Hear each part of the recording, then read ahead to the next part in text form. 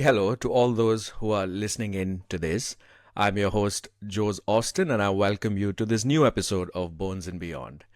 In the last few episodes, we spoke about orthopedics, so I've decided to change the tack a bit and we'll talk about life beyond orthopedics. And for this, I'm joined by my close friend, Jyotin Singh, who's a rheumatology specialist registrar in the Manchester Royal Infirmary. But more than that, he's been my senior in med school. He's been my close gym buddy, basketball teammate, and someone who's mentored me closely in the journey to UK. So I welcome you to the show, Jyotin. Thanks, Jules. And thanks for joining in. And let's just kickstart. I know you've had such a long journey since to where you are today, and I'd like you to just take the audience through in terms of your journey from med school to where we are right now, and just provide us with an overview of how it's been through all these years. Yep. All right. Well, first of all, thank you for inviting me, Jules. It's a pleasure being here. Very kind words that you've spoken for me. For the audience who don't know, Jules and I, we went to the same med school, St. John's Medical College, one of the premier institutes to study medicine in the country. That's India. I started med school in 2005, graduated in 2011. Initially, I planned to do USMLEs, which I completed. And I went to the US for observerships. I was there for a while, applied for the match, got a few interviews, unfortunately didn't match. It's an expensive process, the whole USMLEs and the application process. And by this time, I basically run out of money. I had no funds. So by the grace of being a student of St. John's Medical College, I was able to make a move to Singapore at that point in time. And that's because Singapore recognized the training that was undergraduate training that was completed in St. John's, basically. So I moved there as a medical officer. I worked there for 5 years. I was sort of working in an SHO role throughout. And in the interim, I'd completed my MRCP because I was obviously interested in medicine. So, and then the UK started opening up, and I got registered with the GMC, applied for a job, and here I am. And people don't understand that it's been such a long journey, and in so many countries. And like you spoke about the frustration of one thing not working out. So, what I want to know is more specifically now. Can you just take the audience through what is the specifics of how you get into the medical specialty training within UK, starting from FY2 to where you are right now in rheumatology? All right. The training in the UK now, the medical training is standardized and it's quite structured. So you have to follow training based on the years that you spend in the training, essentially. So you finish med school, basically, in let's say you finish med school in the UK, you enter foundation year 1 of training, and that is sort of the internship, what we do back in India. But over here, it's essentially 2 years instead of 1 year. So the UK graduates rotate through different specialties over the next 2 years, FY1 and FY2. Now, my understanding is that when it comes to the FY2 jobs, the IMGs can apply for the foundation program, and that can be directly from wherever you are. But to simplify it, specifically your medicine, you have your foundation years, that's FY1 and FY2. Then you spend 2 to 3 years pursuing internal medicine training. And depending on what specialty you want to pursue after that, you can either begin that at an ST3 level, that is, you complete your IM year 1 and 2, and then you apply for the specialty, you get a number and you start it. And it'll run from ST3 to ST7/ST8, depending on how many years the specialty requires you to train. Or now, most of the medical specialties come under what they call the Group 1 specialties, where you actually have to complete IMT1 year 1, 2, and 3, and then you apply for an ST4 number, and then you do a run-through training till you finish, which would be ST3 to ST6, or ST3 to ST7, or ST8, depending on what specialty you are a part of. And that's in a nutshell, that's the training structure when it comes to medicine in the UK. The reason I ask, because no matter how many times I read about it online, I still, don't, because I'm so surgically inclined that I don't quite understand how the medics work. Yeah. So when you came in as a house officer to UK, what were the initial challenges that you faced as an IMG? I know the struggles that an IMG faces now are a lot different, but back in the day, What were your initial challenges? Well, I moved to the UK in the year 2019. 6 months later, COVID pandemic hit. So I think that was a big challenge. But apart from that, I would say, to be very honest, Jules, when I made a transition here, I would say it wasn't too difficult for me because I was coming from Singapore, and the medical system over there is quite similar to the UK because Singapore has a colonial past. They get independence from the Britishers in, I think, 1959, if I'm not mistaken. Anyway, the healthcare system, not the funding of it, but the rest of it. So, for example, the clinical roles or the clinical hierarchy or the workflows, they all were sort of inspired from the NHS. And in the initial few years of Singapore, the consultants over there came and trained in the UK and they brought all the knowledge back. So it's quite similar. So from a workplace adjustment, I would say it wasn't too much of a culture shock for me. But again, people who listen to the podcast, a lot of them might be coming to the UK from India directly. And I would say, yeah, there would be a few things, a few new roles, soft skills, those sort of stuff, which they will probably need to be mindful of. In terms of culture shock, I would say the biggest two shockers when I came here. Number one was, in those days at least, I could not figure out why the human resource department had so much a dependence on paper based documentation. They would send it. So for example, if I'm starting a new job, they would send me a whole package of forms that I had to fill with pen and paper, whereas it could be done via PDF. So I really couldn't get my head around that. And the second I would say was, oh man, getting an accommodation and opening a bank account. Those are some challenges. Yeah. It's a very weird system. Yeah, that I had to adjust to. Precisely, and those are the things that nobody really prepares you for, and especially in the first few days when you come into a new country. And I remember you giving me so much advice with regard to how to open a bank account, which bank account to even open, what are the cards I need to apply, and those financial bits. And those are the things I think I want to bring out during this episode, and we'll talk about that in a later segment because it's very important, and that's why I wanted to change the tack a bit, talk about life and as an IMG beyond orthopedics, and this so that it's helpful to all those who listen into this. So going back to your journey of coming into UK, you said the health system was very similar. So what was your motivation to move to UK? Why change from Singapore to coming here? That's a good question. Well, I would say my decision was shaped by multiple factors, to be honest. It wasn't purely that I wanted to pursue medicine in the UK, but I would broadly categorize them under three, what do you call, classific headings. Personal, Classifications. I was going to say Medics love classification it. because I'm so stuck onto the medicine side of things, you see. Yeah, three subheadings I would say: personal, professional, and strategic. So, from a personal front, I was in Singapore, I wasn't getting any younger, wanted to get married, wanted to settle down, definitely wanted to have children. I have a daughter now. Um, and moving on to that phase of life, I was looking for something that would offer me good work-life balance. And the benefit of the UK workplaces that the European Work Time Directive is enshrined in the law. So for our listeners who don't know what that means is that by law, you can't work more than 40 hours per week, and that's averaged over a 17 week period. And because so that's essentially translates to a 9 to 5 job. Um, um, but you have on-call commitments, and that can go up to a maximum of 48 hours per week, again on an average. So if on one week, let's say you had 4 on-calls, you'll get some compensatory rest days off. So that sort of thing, which is set in stone, was helpful to make a choice. And then obviously, from a personal aspect, I would say hobbies. Every individual has hobbies. Mine, hiking and photography. I love doing those too. And everybody knows about the beautiful English countryside. So I had to experience that for myself.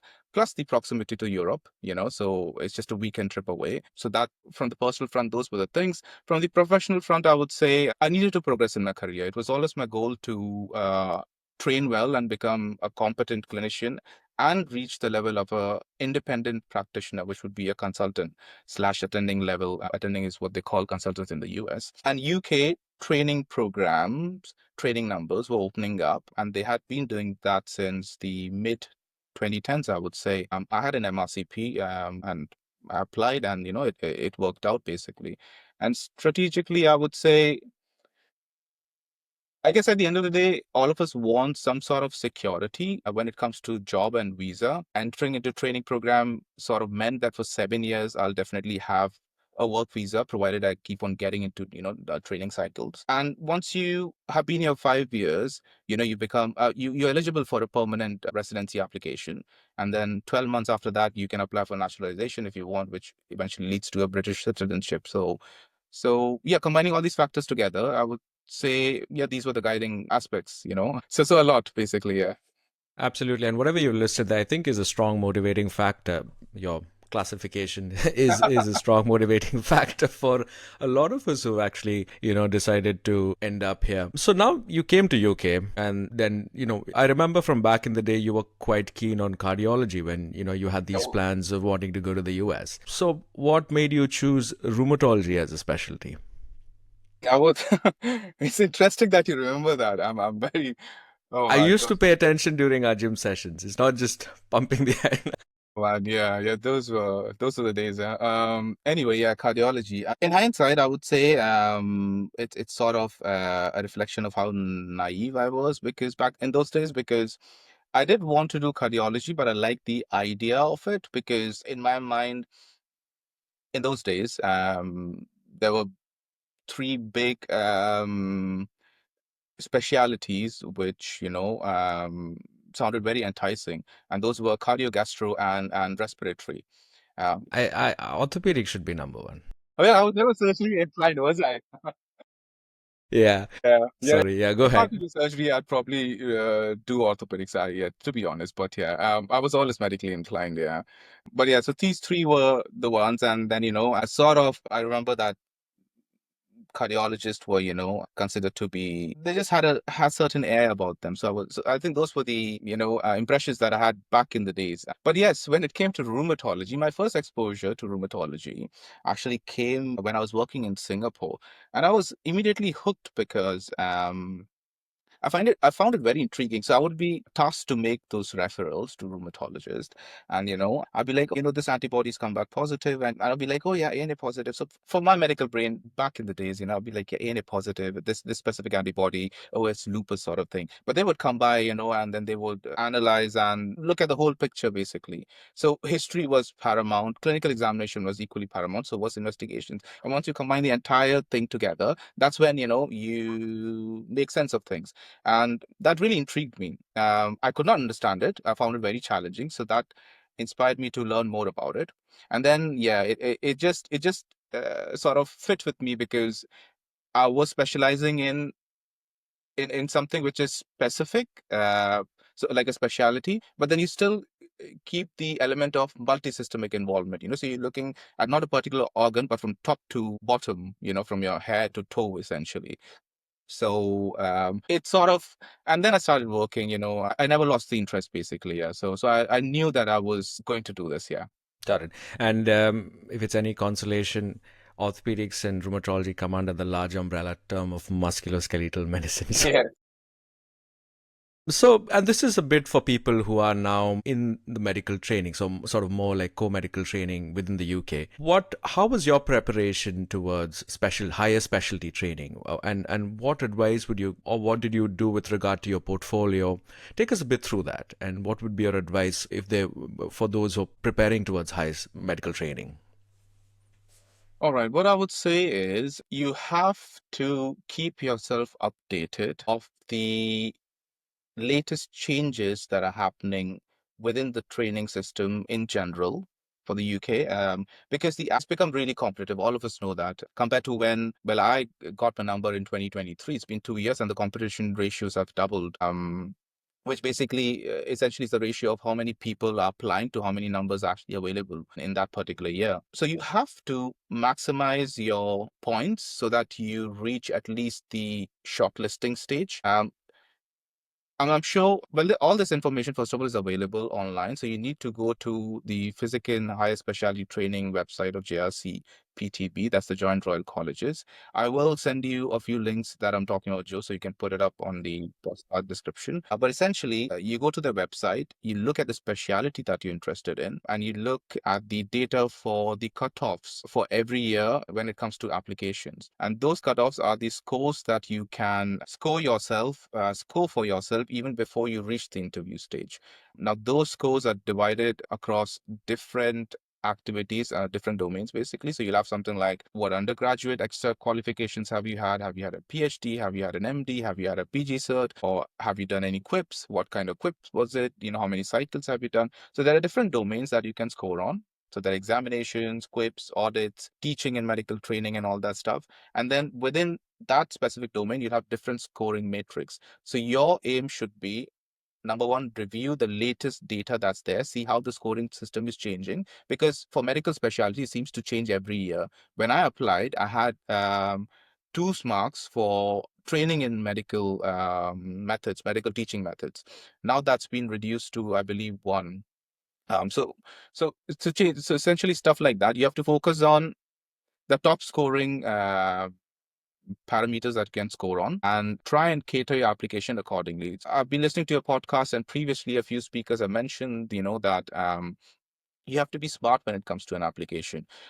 Just because you can do research papers doesn't mean that you do 20 papers and you forget everything else, because there's a maximum you can score when it comes to those research papers. So it's like 2 PubMed index where you've been the primary author. So that will get you the top mark. But anything beyond that is complete waste when it comes to your application process. So you have to play it smart also. So essentially, pre-interview, because that's what forms your cutoff score, you need to reach that threshold at least, look at the previous year's data, aim for that threshold minimum, and then try and score on top of that whatever you can based on whatever activities you can do.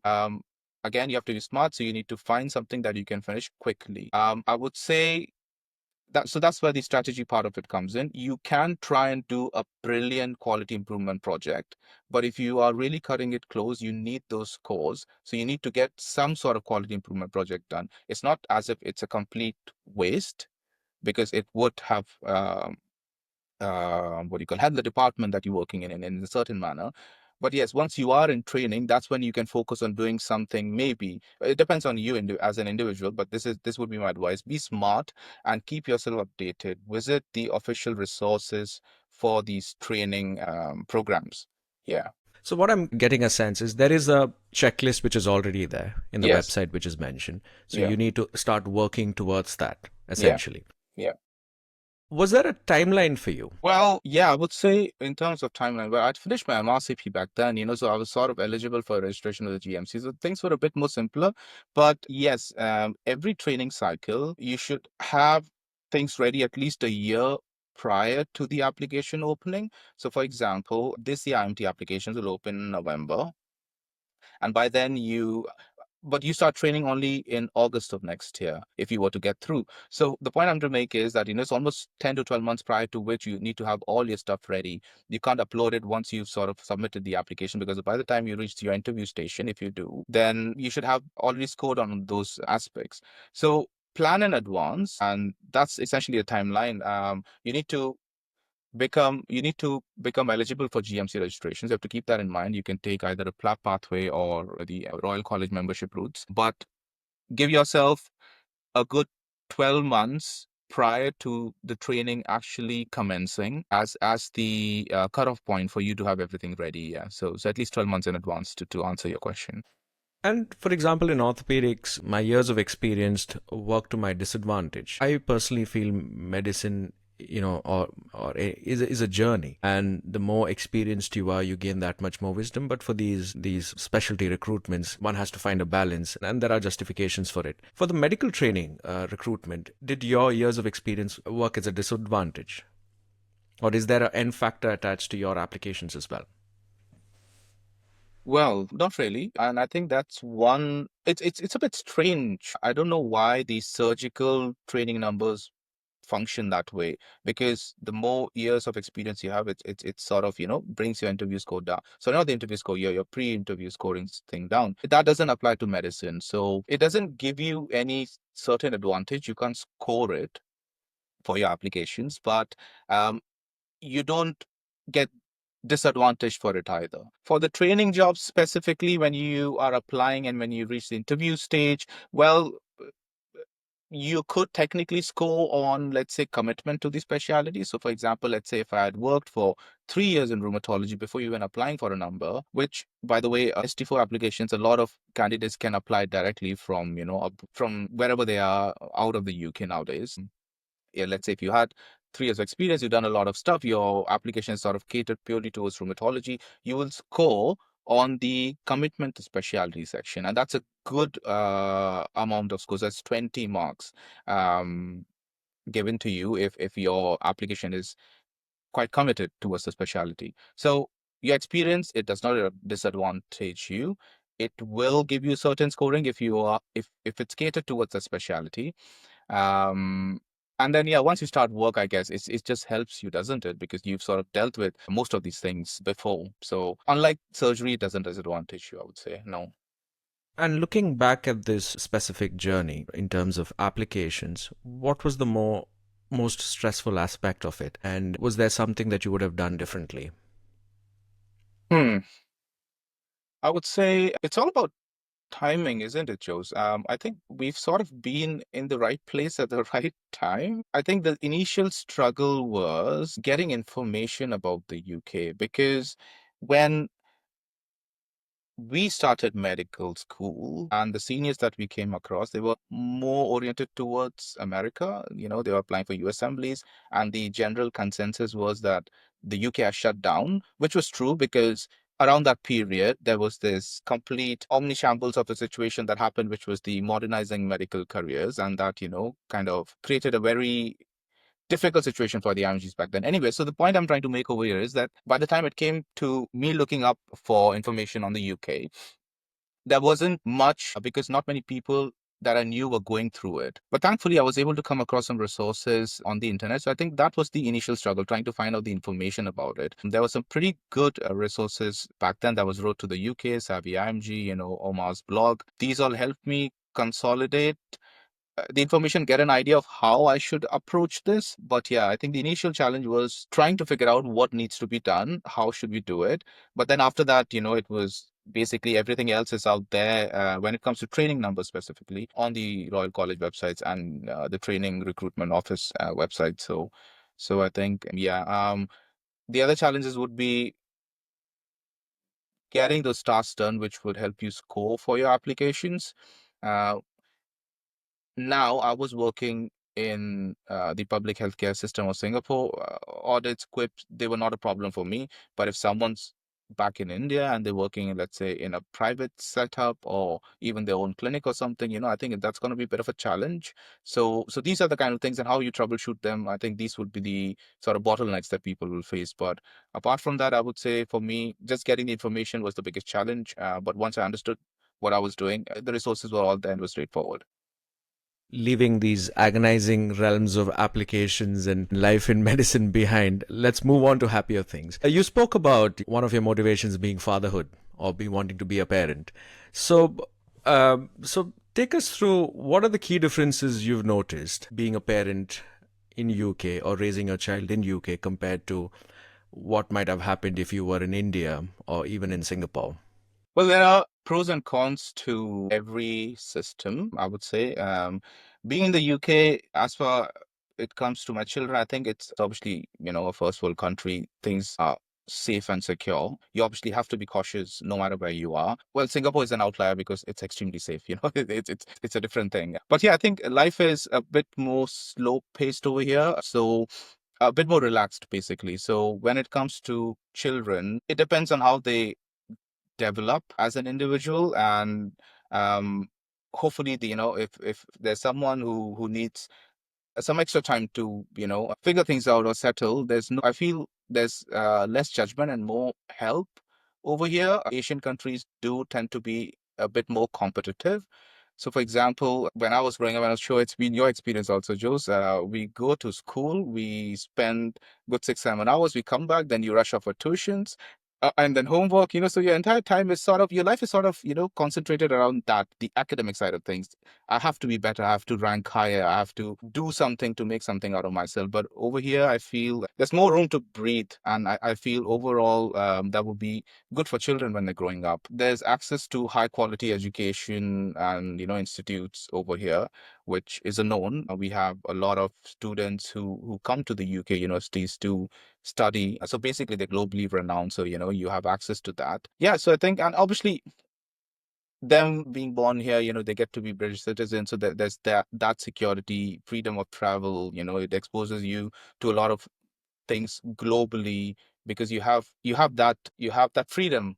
For me, I have to go to Europe, I have to apply for a Schengen visa every time. So it can be quite the pain. Absolute nightmare. Yeah. But essentially, yeah. So from the children point of view, I think, yeah, there are quite a lot of good things. There can be some issues, but I guess that boils down to an individual level because people are different, and there are some aspects people would like, some aspects people might not like. But it's for you to figure out eventually. But you have to be here to experience that and then decide what's good or not. So overall, I would say, yeah, I'm happy. I'm like with the children and everything. I think it's going to be a good journey. Yeah. Absolutely. As with many things, I'm going to be looking up to you and Jaren for advice on parenting and fatherhood when my time comes, and hopefully soon. So, how did you approach balancing training with your parental responsibilities? Well, as I said, the biggest advantage is the European Work Time Directive. You're getting to spend a lot of time at home, don't you? It's not, you're doing, when you're at work, you're focusing on work. But one important thing that I've learned through the years and from my colleagues over here, who are obviously much smarter than I am, that once you finish work, leave your work at workplace, don't bring it at home. So yeah, 9 to 5, if it's on calls, yeah, I would have done that. But yeah, once I come back, that is my time, and the family times. We spend time together that way. And then, many a weekends you will be free, so you can plan things around, pursue certain interests or hobbies or whatever with the family. I mean, so I think you have more time to spend with the family. And no one's gonna call you from workplace asking you, this was sent investigation, this results come back, what should I do? That's a sort of culturally a no-no over here. Whereas, in certain places, the expectation would be you have to be available because it was sort of your responsibility. But over here, the next team comes in and the task is sort of by default delegated to them. So yeah, I think you have distraction-free time to yourself and the family once the work is done. So that really helps. One of the things I often hear is, difficulties with managing childcare. So if Mhm. there's, how have you, any tips on, how you've sort of troubleshooted around that? That is very true. That's one of the drawbacks that immigrants will face over here because we don't have a support system established. Looking after children when they're young it can be quite challenging. The way my wife and I have been able to work with it, basically, I won't say work around it, but work with it, is thankfully the UK does allow a certain element of flexibility when it comes to your work. So my wife is part-time. She works 3 days a week. I work full-time. So my daughter basically goes to nursery 3 days a week, and rest of the time she's with my wife. So nurseries are an option. To support you further, the government does have certain facilities in place that you can avail. Now I have a PR, so I have what do you call, the access to the public funds. So I get a certain element of tax-free funding for the childcare, the nursery side of things. Plus, I think as a blanket, I might be wrong, but I think the government gives at least 15 to 30 hours of childcare free I think every week or over a certain period of time to everyone basically who has children, young children who are going to nursery. So there are certain support systems in place. You can avail them. Certain days things can be a bit difficult, but again, the workplace is has adjustments for it. So for example, let's say my daughter's supposed to go to the nursery today. Both my wife and I are working, but she becomes unwell. So someone has to look after her, and the child can't go to the nursery because then, let's say they have a upper respiratory tract infection. They have the potential of infecting or passing it on to the other children in the nursery, and then that can be a bit of a problem. So the child needs to stay at home. Um, I could call my workplace and take sort of a childcare leave. So that's a paid leave, basically, which is built into your contract. There's obviously a limit to it. But yeah, that can be done. And then otherwise, there are nannies, on a last minute notice that you can get. So it's a matter of basically knowing your options and then seeing what best fits for that particular circumstance. But yeah, it can be a bit difficult. So you have to make certain adjustments. Yeah, maybe going part-time, nurseries, all that stuff. Yeah. Okay. Some new information there. I wasn't aware about the childcare leave, possibly because, I Yeah. haven't had to apply for it yet. So you spoke about residency, and I'm assuming that's ILR that you're referring Yes. to. So can you talk us through your journey towards securing the ILR and highlighting common pitfalls that, some of us as IMGs need to be aware while planning for ILR in the future? Okay, the very first thing is that you need to be aware of what type of visa counts towards the time towards ILR. So when I came here, we used to have the tier two visa back then. And if you've been on a tier two visa for 5 consecutive years, there was something called, cool down period where, let's say if you're switching between jobs, there's certain time period that will not be a detriment towards, those continuous 5 years sort of thing. But essentially, yeah, the idea is when you're coming here on a job, know what visa counts towards the clock towards the ILR. And once you've been on that visa for 5 years, essentially, then the process is straightforward. You just apply for it. They'll ask you certain things that you can upload onto it, but it's all online. You can upload on the website, and then you go for a physical biometric. This is also subjective, by the way, because a lot of my friends could do it directly on the app, but I was always called to visit the center itself. Yeah, so you apply, you pay a certain fee depending on how soon you want the decision to be made. The usual process is 3 to 6 months standard fee. If you want the decision within 5 working days, then you pay something extra. If you want within 24 hours, you pay something extra on top of that. Yeah, so straightforward. So what I would say is be aware of what kind of visa you're coming on. I think now and these things keep on changing, don't they? So now it's health and care visa, isn't it, for us? That's Because right, yeah. just a few So I years think ago, when you spoke about the visa category, so it's health and care visa, but it's a tier two or skilled worker visa. And then people who come in on certain MTI programs yeah, or even the international sort of surgical or medical training program, earlier they were coming in on the tier four, which is like a student yeah, visa. yeah, And apparently that doesn't get counted. doesn't get So, counted. Yeah, like you said, you have to be on a particular visa category for 5 years yeah, straight, yeah, whether it is as a skilled worker or a dependent visa to then be eligible to yes, apply. And I yes. think for health professionals or doctors, it is 5 years. And I think for some of the others, it's still 10-year pathway, if my knowledge is correct. I think you get to make a choice basically. But 10 years is basically if you've been in the UK for 10 years, irrespective of whatever visa you've been on, you become eligible for an ILR. As Okay. as of the current process in place. But if you want the 5 year route, then you have to be on a particular visa. Most of us obviously we're coming here to work as doctors, but you can visit the HMRC website. But there are also options of where people, if they bring significant amount of investment into the country to and they create jobs, for example, you open up a restaurant. I've got a friend, not a friend, but someone whom I know. They open up a big restaurant in Manchester. I think for them, it's 2 years if you come on that particular because they invested so much of money and they created so much of jobs locally. That's sort of rewarded, I guess. So there are different aspects to it. But yeah, as when you're coming here as a doctor, keep a track of what's the policy change that's happening because it's just so dynamic. It's difficult to keep track of things, but bottom line is 5 years, so you should become eligible if you're on the right visa. And then the process is straightforward. You apply for it. And yeah, that's about it.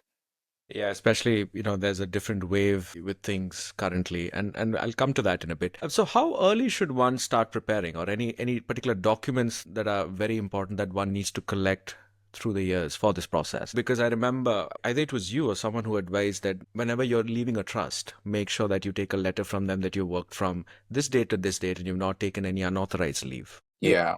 So that is something I'm sort of collecting for the last couple of places I've Yeah, worked. yeah, yeah, yeah. I So, completely is there forgot. anything else? Because you're the one who's undergone the ILR process. I don't know yet, and I don't want to be into a shock later that I should have done this. Yeah, no, no. I think that's the most important thing because eventually, when it comes to applying for an ILR, you have to submit a letter. Basically, as I said, I was talking about the cool off period, and the amount that you've sort of not been part of the workforce. So to prove that, you need these letters. So each time you change job from an individual trust, it doesn't matter if you are in a training program, and there are certain places. I don't know if you do, Jose, but for us in the Northwest, we have something called a lead employer, and that person just remains like one person throughout the training years. But we do rotate through individual trusts. And if I need my paperwork, I can ask the lead employer basically for some information, the letter and all that sort stuff. But my advice would be every time you change a job, no matter even if it's 2 or 3 weeks, you worked with them, ask them. The HR has to give you that letter. That's your right because you're leaving the job. And the only thing it says, there are different templates for it, but essentially you just need to say, this person was working with us from this time to this time. The dates are important, and they didn't take any unauthorized leaves, basically. And once you have those letters, then eventually, as a trainee for me at least, I had to reach out to Health Education England to tell them that, okay, I'm applying for an ILR now and I need the sponsorship letter for that. And then once they got all this information that I had from these many jobs that I'd switched through, they were able to consolidate that in one particular letter and say, okay, this person is in a training program with us since here, and applying now. So those letters are really, really important. Yes. Pay slips are very important. Keep at least 12 months of your pay slips prior to applying. I just kept them from the very beginning because they're all PDF nowadays. So, I have them on my drive, categorized under different years and all that stuff. A question that many of us would have is, does the time spent during industrial action, does that work against you in an ILR application? No, it does not. Industrial actions are legal rights that workers have in the UK because it's guided by the union. So it doesn't impact because, obviously when I applied, we'd been through 2 years of industrial action almost, and I did participate in the strike action. So I think the BMA was very clear with the guidance because this question was raised, and the answer is no, it does not impact in any way. So did any of the trusts put that as unauthorized leave in your letters? Yeah, they would mention that this was part of the industrial action, basically on from whatever this much time was spent in the industrial action, and the UKVI would not count that against you. Yeah. Well, that's quite reassuring for a lot of us, including myself, who would be, listening in, because that creates a sense of anxiety, isn't it? Because you don't want Yeah. something to just throw away all your years of hard work that you're working towards something. And when I first came in, I got a lot of sound financial advice from, and I continue to get it from you and Jaren. So just tell us a few things in terms of how you continue to secure your financial sustainability whilst working. Well, sometimes it can be challenging. I think we went through a particularly challenging period when my wife was pregnant because she could only receive her regular salary, like a full salary for a few months, and then you go on statutory pay, and then after 9 months, it's basically no pay. And she wanted to be off work for at least a year. She wanted to spend that much time with our daughter, essentially. Finances, I would say you just have to research a lot, Jules. You have to try and get the most out of your money that you can, like squeeze the maximum out of it. The salary, unfortunately, keeps on fluctuating. It's extremely annoying because there are certain things which are beyond your control. For example, you change jobs, and then even though you started a new job, they would argue, oh, we haven't received the information from the previous job. How much were you earning? The P60, P45 forms. Then you get put on the wrong tax code, and your income is actually less for the next few months. And it's the bureaucracy can be a bit annoying. But anyway, the point I'm trying to make to answer your question, be financially wise, try and see what offers are there. Usually a lot of places would offer NHS discounts, restaurants, or even if you're buying a sim, a mobile, whatever, so you need to be aware of that. You just need your NHS badge for that. Sign up for official services that offer you discounts. So there's blue light card discount.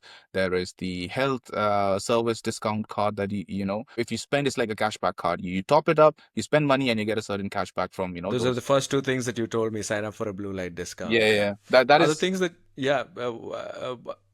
Just keep going. I'm sorry I interrupted you on that one. No, no, that's fine. So yeah, so that's that. There's this lovely website called Money Supermarket. I would say subscribe to it, subscribe to the newsletter because they keep on um, it's sort of, there's this wise uncle who keeps on guiding you on things to do, so for example, let me give you an example. The place where we currently live in, my electricity and gas supplier was British Gas, and the amount that you pay every month fluctuates. So during the winter months, because your consumption's higher, they change the amount that you'll have to pay every month moving onwards. So I'd almost reached some 200 plus pounds per month.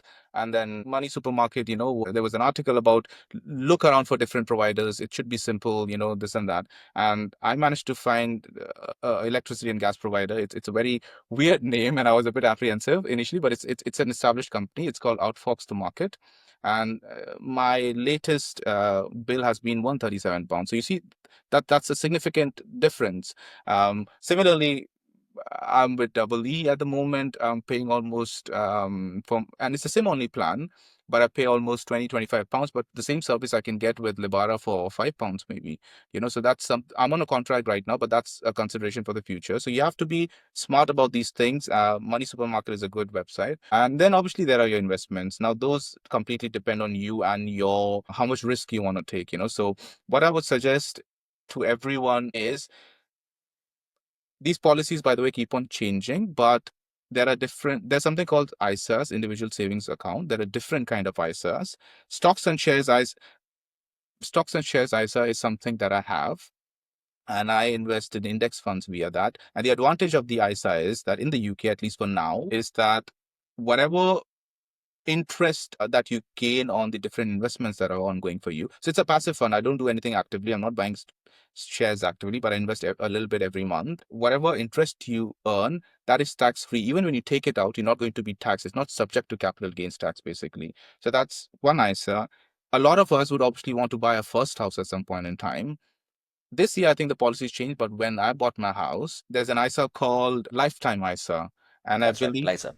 Liza, yeah. And it's a very good, it used to be, as I said, now the housing, whatever, stamp duty, all that first time buyer thing has changed. But when I bought it, I could put in, let's say, 1,000 maximum every year, and the government will top it up by £1,000. So that's 25% interest that you gain on it. And there are only few circumstances that you can withdraw money out of it. One is when you're buying your first house, not each time you buy a house, but very first time.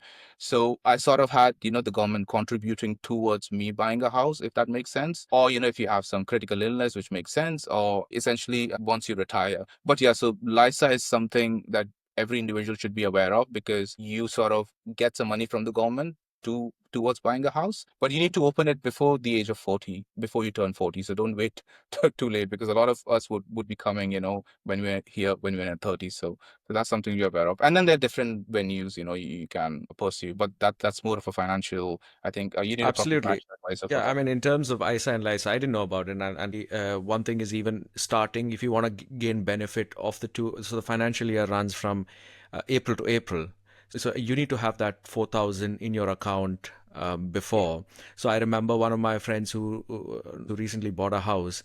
They had put in about 4,000. Each partner put in 4,000 in March.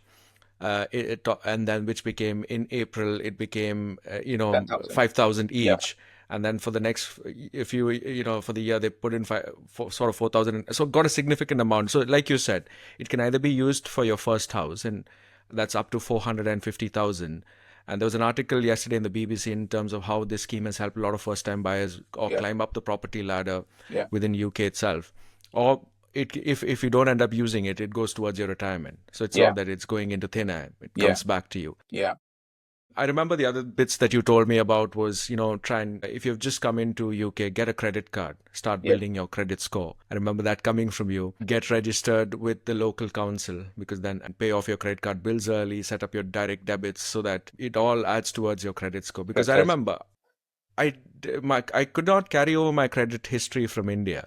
no. So when I first applied for a credit card here, I got rejected. I was like, wow. Yeah. And that's when it struck me that you need to start building this up. And I did those things that you told me. And then that helps you even with buying a house and later when you need to apply for mortgage and things Yeah. like that. I would say so. Yes, all these things. So you need to keep on speaking to people who've been here. It'll be difficult to, just at the back of my hand list out a few things. But yes, that was really important what you mentioned. The credit card side of things. I don't know if it really matters, but I would say when you are trying to apply for a credit card, maybe you can apply online, but you can also maybe walk into the bank and try and make a point to the individual, because you, at the end of the day, you are a doctor. You're in a safe job, and it would be odd that but a lot of banks do reject it. When I came here, my first account was with Halifax. I applied, they rejected it. Then I went and opened an account in HSBC, and they were like, I met this person there. I went to the branch office itself, and they were like, "Oh wow, you're a doctor, this and that and all." They were like, "Yeah, okay, fine. We'll give you a credit card with this much credit initially." So that was helpful. So maybe that helps. I don't know. It's funny, isn't it? Because in India, they come behind you selling you credit cards as if they're selling Yeah, you candies, and then yeah, you yeah, get a yeah, shock when you see that yeah, you've been rejected. yeah. Anyway, the other thing which is unique to you, and some of us will not get to experience, or fortunately won't have to experience, is getting married in UK. So, so how was that? Take us a bit through that. How did that process happen? So, well, you have to be legally married. You need to get your marriage recognized legally. There are two ways, I guess, of at least two ways that I know of, how to go about that. Number one is you could just have a direct registration with the council itself. And, it basically goes on to the marriage registers. You express your interest with the council. You'll have a few sessions where they'll ask you for further information from both the partners. You'll have, I remember we had a meeting. We were in Sheffield back then, and we had a meeting there with the council people there, and they asked us a few questions about they asked me about her family, and her about my family, sort of thing. So I assume they're trying to figure out whether this is a true marriage, or is it something for visa purposes, or along those lines. Like there's no ulterior motive behind it, sort of thing. So they're straightforward. Getting registered with the council and getting married, there's a process you need to follow. Visit the council website wherever you are, a local council website, and express your interest, and then things will snowball from there onwards. Even though mine was a registrar slash council based wedding, we had the option of choosing a room within the council itself, the council building, where we could invite all our friends whom we wanted to be there for the wedding. And it was quite nice because I'm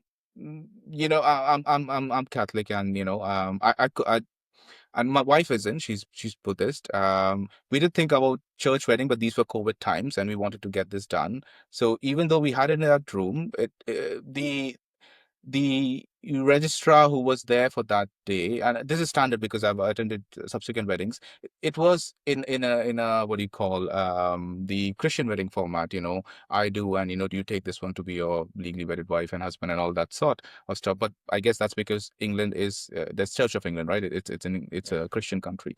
The other way is obviously you get married through your individual religious institutes. So if you go to a church, if their marriages are registered, or sorry, recognized with the council by default, they once you get married under, let's say, a church, particular church, then it'll be registered in the marriage register itself. There'll be certain fees associated with each of them, and then you can go as high or as low as you want. That's your individual, this thing. But I would say make sure that you are getting your marriage registered legally with on the register of marriage. And those are the two things that I know of.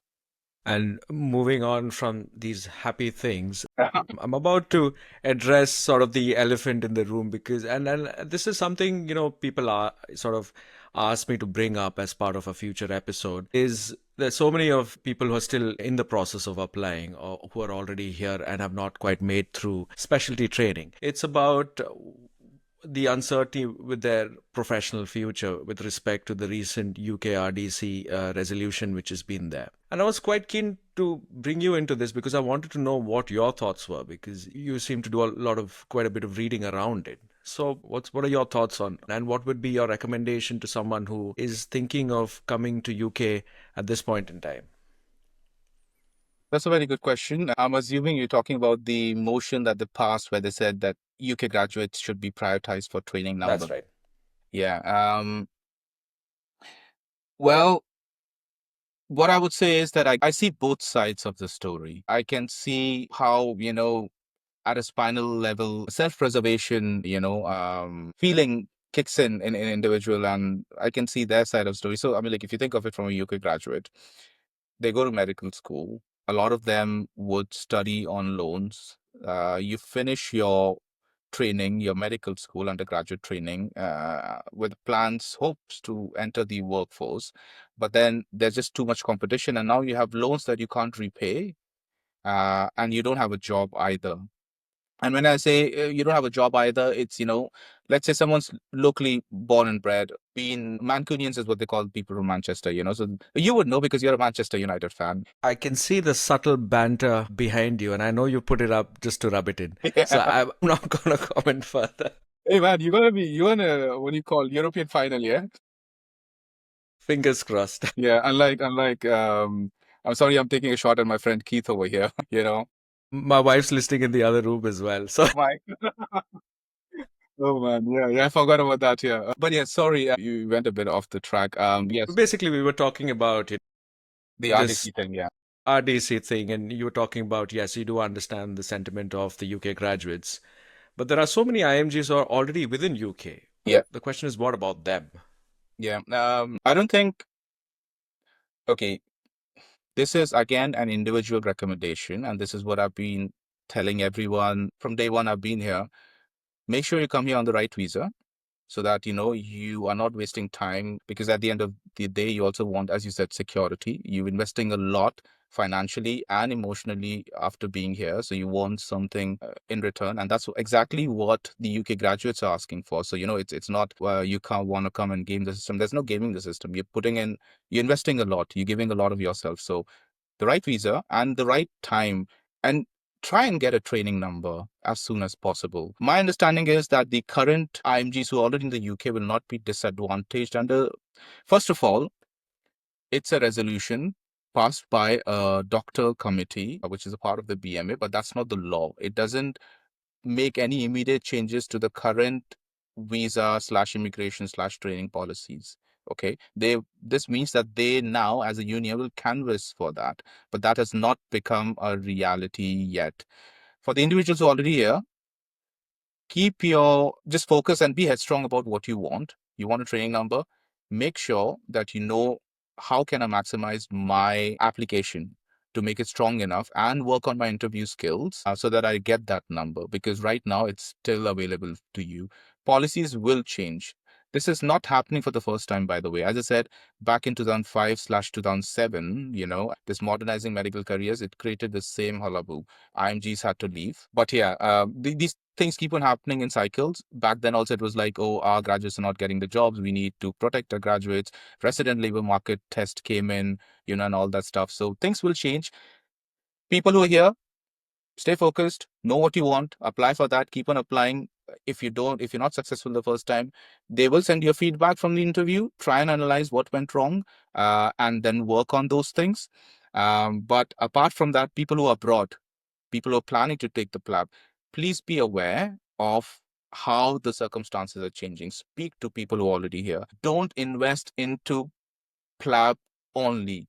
Keep your options open, is what I would say to them. But yeah, it's a difficult one, isn't it? But this is the nature of the beast. These things keep on changing. It's happened in the past. It is not novel, and it will happen again. And it seems to be cyclical at the moment. But yes, things might get a bit more difficult because there are other elements of workforce that are being created. And hence non-training jobs might reduce. So previously you had locally employed doctors, but there are other roles nowadays who can undertake those responsibilities. So those jobs will be. And then I was just reading. There's an article in the BBC by Nick Triggle, who's a health correspondent. I think the latest CEO of NHS has said, we have no money, so we have to make cuts, and the only cuts that are going to be are in the staffing. If you're a trainee, they can't take that. Nobody can take that away. But if you're a locally employed doctor, let's say, for example, my trust, they have a job for a locally employed doctor in a particular department for this year. 12 months later, that job might not exist. So there's certain safety in being a trainee also. So be very clear and work your options out is what I would say about that. Okay. There's so much that, I've been wanting to ask you. I have to, but this can then go on forever. So I'm going to cap this up. For the last segment, I'll put it like a game that I'll play with you. It's like a quick fire question round, yes or no, or, quick answers. so that we can cover a few more things. And I've made a list of things that I wanted to ask you. So you spoke about PLAB versus MRC. So PLAB or MR and for someone who's wanting to come into UK or just wanting to enter, PLAB or MR. Depends on what level you are at. So should they be doing MRCP and then maybe think about getting into UK, or should they go down the PLAB route? It depends on the timing and the circumstances. PLAB is the sooner route, I would say, and the exams, not discrediting it, but it's relatively easier if you compare it to MRCP. Now, MRCP is obviously, it's a medical specific exam, right? Medical specialty. Someone who's wanting to do orthopedic should not be doing the MRCP, obviously. But time sensitive things, I can not assure you, but So maybe it's a tough one. So we'll leave that. So and this was more sort of medically related, but so there's no clear winner between the two. It depends yeah. on each individual circumstances. Well, yes, but if you have the option, complete the MRCP, because if you have someone who's at a registrar level applying for an SHL job, there are more chances of it favors you basically. Yeah, Got because it. they're getting a registrar at an SHO level. So trust would want that for the locally employed doctor. Okay. In the current circumstances, clinical attachment, yes or no? As of now, yes. Yeah, you should, because up to a certain limit, only a certain few weeks, because you're observer, but it helps you understand the logistics of the NHS. Remember, as I said, I came from Singapore, so I was very familiar with the structure and the way things work, the roles and the workflow. But someone who's coming from India will have no idea. You have the knowledge, okay? You might be a very good clinician. Clinical skills are heavy in India, but the soft skills is something that and how the system works, you need to be aware of that, have an understanding. For that, clinical attachments are really good, and it sort of can count towards experience. Doesn't help you score in the application, but I would say it's a plus when it comes to interviews eventually. Okay, a short message to someone who's finally a medical student in India but keen on UK.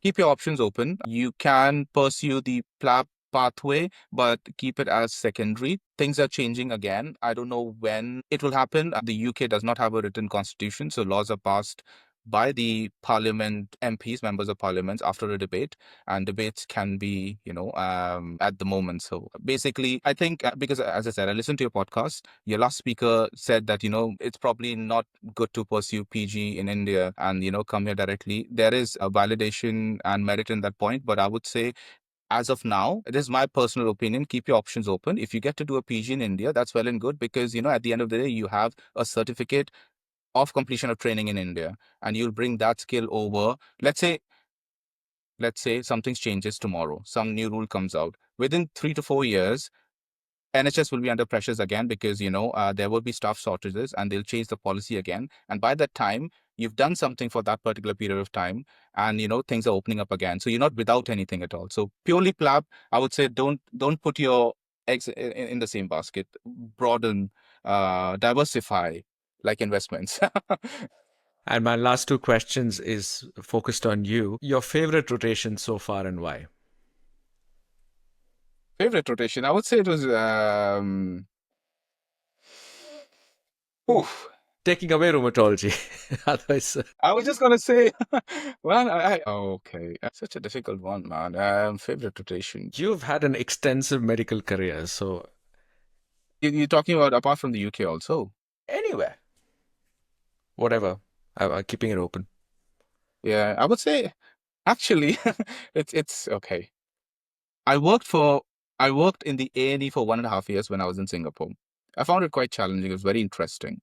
The pace was not for me, but it was very acute, and there's a difference. Singapore has a lot of their ED has a lot of ownership over the patients compared to what I see in the UK. So they were intubating, they were doing chest range insertions, they were doing everything under the planet, and no med reg system. It's directly to the specialty. You have a GI bleeder, bleed the GI person, and so I enjoyed that. So I would say that was, and I had a very good team. So those are some fond memories. Yeah, A&E, surprisingly. Got it. And my last one, if not medic, then what? Oof. I don't I know, thought mate. that would be easy because you've got so many other Orthopedics, passions. orthopedics, No, maybe. no, I no, it don't know. doesn't. No, I mean, it doesn't have to be to do with medicine. If you want a doctor, then what else? Where would you have found yourself? This is very interesting. I've never asked you this in all these years.